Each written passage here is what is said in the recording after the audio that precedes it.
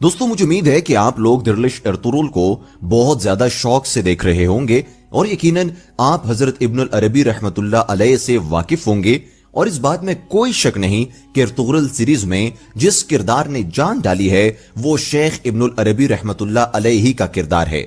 दोस्तों आज की इस वीडियो में मैं आपको बताऊंगा कि उसके अंदर जो शेख इब्न अल अरबी रहमतुल्लाह अलैह के पास जो संदूक है, जिसके बारे में आप में से बहुत सारे लोगों को तजस्सुस होगा कि उसके अंदर क्या मौजूद है, इसके हवाले से बताऊंगा और आपको बताऊंगा कि उस संदूक जिसके पीछे उस्ताद आजम पेट्रूचो, टाइटुस, कार्दिनाल थॉमस और जितने भी सलीबी थे वो हाथ धोकर पड़े हुए थे, लेकिन वो संदूक उनके हाथ नहीं लग रहा था। वो इसके पीछे क्यों पड़े हुए थे ये आज की वीडियो में आप जानेंगे। और इसके अलावा मैं आपको शेख इब्न अल अरबी रहमतुल्लाह अलैह का एक ऐसा ईमान अफरोज वाकया बताऊंगा जिसे सुनकर आपका ईमान ताजा हो जाएगा और उस संदूक में जो चीज पाई गई है वो जिस शख्सियत से मंसूब है उनके हवाले से भी आपको एक ओवरव्यू दे दूंगा ताकि आपको मुकम्मल मालूमात दी जा सकें। तो आपने ये वीडियो आखिर तक जरूर देखनी है। दोस्तों शेख इब्न अल अरबी रहमतुल्लाह अलैह के पास जो संदूक था उसके अंदर एक कमीज थी जो कि हजरत खिजर अलैहिस्सलाम की थी।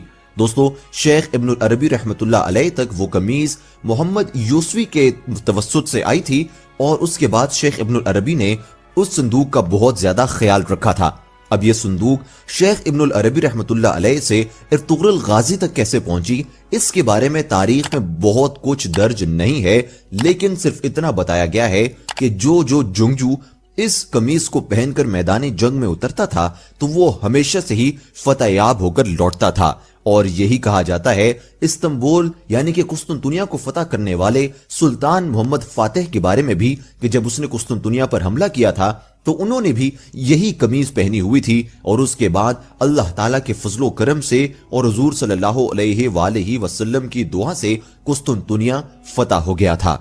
दोस्तों जब सलीबियों को यह बात मालूम हुई तो वो भी जानना चाहते थे कि उस संदूक के आखिर ऐसा क्या है कि जो भी जंगजू उस संदूक को अपने पास रखता है वो फतेहयाब हो जाता है। लेकिन शेख इब्न अल अरबी को मालूम था कि एर्तुगरुल गाजी ही वो नौजवान है जो मुसलमानों की भाग दौड़ संभालेगा, इसलिए उन्हीं को ये संदूक दिया जाए। और जो एर्तुगरुल गाजी थे वो भी शेख इब्न अल अरबी को अपना शेख और उस्ताद समझते थे और उनकी बहुत ज्यादा इज्जत व तकरीम और ताजीम करते थे। दोस्तों मैंने आपको बताया कि ये जो संदूक है ये शेख इब्न अल अरबी रहमतुल्लाह अलैह को मोहम्मद यूसुफी रहमतुल्लाह अलैह के तवस्सुत से मिला है। तो आप यहाँ पे जानना चाह रहे होंगे कि मोहम्मद यूसुफी यहाँ पर कौन है और इनकी क्या जो इनकी अहमियत है और ये कौन से ऐसे सूफी थे, इनकी क्या हिस्ट्री है। तो मैं आपको बताता चलूं कि ख्वाजा मोहम्मद यूसुफी जो हैं वो सीराम शहर में 1093 को पैदा हुए थे और 1166 में हजरत तुर्कस्तान जो कि मौजूदा तुर्कस्तान शहर है वहां पर फौत हो गए थे। ये दोनों शहर अब काज़ाकिस्तान का हिस्सा हैं। आप एक तुर्कुल असल शायर और सूफी थे। आप तुर्किस्तान के इलाके में पहली रूहानी शख्सियत हैं जिन्होंने इधर सूफी सिलसिले की बुनियाद रखी। अहमद यूसुफी ने पहले तुर्क सूफी सिलसिले की बुनियाद रखी जो बहुत जल्द तुर्क जबान बोलने वाले इलाकों में फैल गया। आप अपने पेशरू यूसुफ हमदानी के हनफी मकतब फिक्र से ताल्लुक रखते थे। यूसुफी के वालिद का नाम इब्राहिम था। 7 साल की उम्र में आप यतीम हो गए और यूसुफी रहमतुल्लाह अलैह की परवरिश उनके रूहानी वालिद अरसलान बाबा ने की। 7 साल की उम्र में ही आपने अरसलान बाबा की निगरानी में बहुत सारी रूहानी मंजिलें तय कर लीं। नौजवानी ही में आप रूहानियत की आला मंजिल पर पहुंच गए और आहिस्ता आहिस्ता आपका जिक्र होने लग गया। यूसुफी के वालिद शेख इब्राहिम इस इलाके में पहले से ही अपने रूहानी मर्तबे की वजह से जाने जाते थे और उनसे कई करामात मंसूब थीं। अहमद यूसुफी रहमतुल्लाह अलैह बाद में बुखारा चले गए और यूसुफ हमदानी रहमतुल्लाह अलैह से रूहानी उलूम सीखे। यूसुफ हमदानी रहमतुल्लाह अलैह के इंतकाल के बाद पहले और फिर हमदानी रहमतुल्लाह अलैह की खानकाह के सरबराह बने। 1160 में हुस्न अंदर के इंतकाल के बाद अहमद यूसुफी रहमतुल्लाह अलैह सिलसिला नक्शबंदिया के मुर्शिद आला बने। आपने फिर अपनी जगह अब्दुल खालिक उजदवानी रहमतुल्लाह अलैह को अपने पेशरू यूसुफ हमदानी की हिदायत के तहत दे दी और खुद तुर्किस्तान में इस्लाम की तबलीग के लिए तुर्किस्तान शहर चले गए।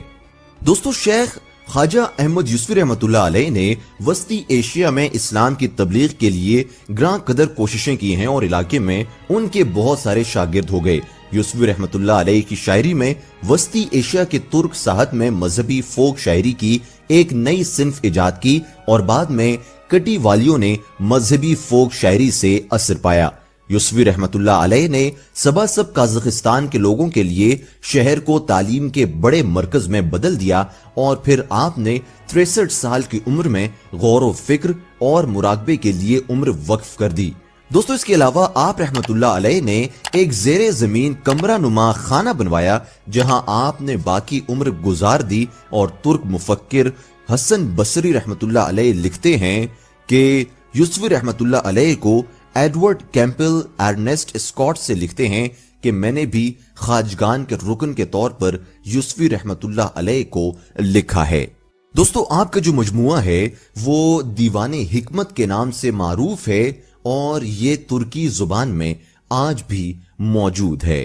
दोस्तों, ख्वाजा अहमद यूसुफी रहमतुल्लाह अलैह का मकबरा बाद में तैमूरी सल्तनत के बानी अमीर तैमूर ने तज़किस्तान शहर में बनवाया था।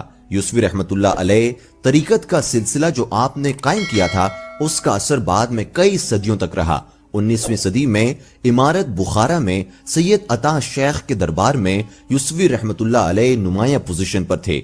दूसरे सूफी सिलसिलों के मुकाबले में यूसुफी रहमतुल्लाह अलैह का सिलसिले में शामानी अंसरों का बहुत असर था। पहली काज़िक तुर्क यूनिवर्सिटी अहमद यूसुफी यूनिवर्सिटी का नाम आपके एजाज में रखा गया है।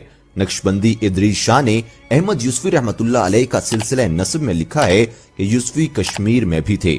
यूसुफी का मकबरा तैमूर ने तजदीद करवाया था। दीवानी हिकमत अहमद यूसुफी रहमतुल्लाह अलैह की तुर्क जबान में लिखी गई किताब है। 1895 से 1905 में यूसुफी रहमतुल्लाह अलैह की नज़में दीवाने हिकमत काजान तातारिस्तान रूसी सल्तनत से शाये हुई। और दोस्तों, अब बढ़ते हैं उस वाक़ये की जानिब जिसका मैंने आपसे वीडियो की इब्तिदा में ही वादा किया था। तो दोस्तों, एक जमाना था कि एक मछेरा हुआ करता था जो कि मछलियां पकड़ता था, लेकिन उसकी अच्छी बात यह थी कि वो तमाम की तमाम मछलियों को गरीबों में बांट दिया करता था और सिर्फ एक मछली का सर अपने लिए छोड़ देता था जिसे वो उबाल कर खाकर अपना गुजर बसर करता था। वो हजरत शेख मुहय्यिद्दीन इब्नुल अरबी रहमतुल्लाह अलैह का शागिर्द हो गया और उनसे रूहानी तालीम हासिल की। दोस्तों, जब उन्होंने रूहानी तालीम हासिल कर ली तो दोनों के रास्ते जुदा हो गए।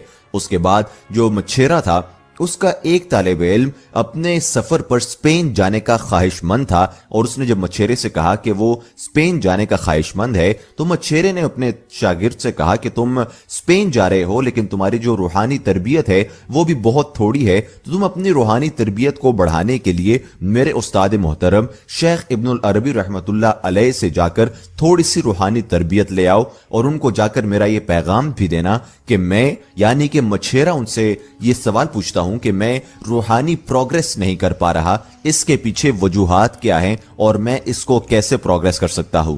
तो दोस्तों, वो तालिब इल्म जो बताए हुए पते पर गया तो इब्नुल अरबी रहमतुल्लाह अलैह का पूछते पूछते उनको मालूम हुआ कि एक पहाड़ के टीले पर एक बहुत बड़ा महल है। उनको बताया गया कि शेख इब्नुल अरबी रहमतुल्लाह अलैह इसी महल में रहते हैं। दोस्तों, ये देखकर वो शख्स हैरान हुआ कि एक शख्स जिसके पास जो अल्लाह ताला से इतना करीब है उसके पास दुनियावी एतबार से इतना शानदार महल कैसे हो सकता है। लेकिन फिर भी वो चलता रहा और रास्ते में उसने देखा कि बहुत सारे बागात आ रहे हैं, बहुत सारी फसलें आ रही हैं, भेड़ बकरियों के रेवड़ आ रहे हैं और उसको मालूम पड़ता गया कि ये तमाम के तमाम शेख मुहय्यिद्दीन इब्नुल अरबी रहमतुल्लाह अलैह की जागीर और उनकी मलकियत है। तो दोस्तों, शख्स के जहन में ये सवालात जरूर बेदार हुए कि एक शख्स अल्लाह ताला कितने करीब है तो दुनियावी एतबार से उसके पास इतनी ज्यादा चीजें कैसे हो सकती हैं। अलबत्ता वो जब उस महल में पहुंचा तो उसे बताया गया कि शेख मुहय्यिद्दीन इब्नुल अरबी रहमतुल्लाह अलैह अभी बाहर हैं, थोड़ी देर में ही आते होंगे। दोस्तों, थोड़ी देर के बाद उस शख्स ने देखा कि घोड़े पर सवार अमामा बांधे शेख इब्नुल अरबी रहमतुल्लाह अलैह वहां पर आए और उस तालिब इल्म से जब उनकी गुफ्तगू हुई और तालिब इल्म ने हजरत शेख मुहय्यिद्दीन इब्नुल अरबी रहमतुल्लाह अलैह से फरमाया कि मैं उस मछेरे का तालिब इल्म हूं और उन्होंने मुझे आपके पास भेजा है और ये भी कहा है कि मैं आपसे पूछूं कि वो यानी कि मछेरा स्पिरिचुअल प्रोग्रेस क्यों नहीं कर रहा। तो शेख मुहय्यिद्दीन इब्नुल अरबी रहमतुल्लाह अलैह ने फरमाया कि तुम जाकर उससे ये कहो कि तुम करते तो बहुत ज्यादा चैरिटी हो, गरीबों की मदद करते हो, लेकिन तुम जब मछली का सर खा रहे होते हो तो तुम्हारे दिमाग में ये बात होती है कि काश तुम्हारे पास ज्यादा होता। तुम इस चीज को अपने अंदर से निकाल दो तो तुम रूहानी एतबार से बहुत आगे जा सकते हो।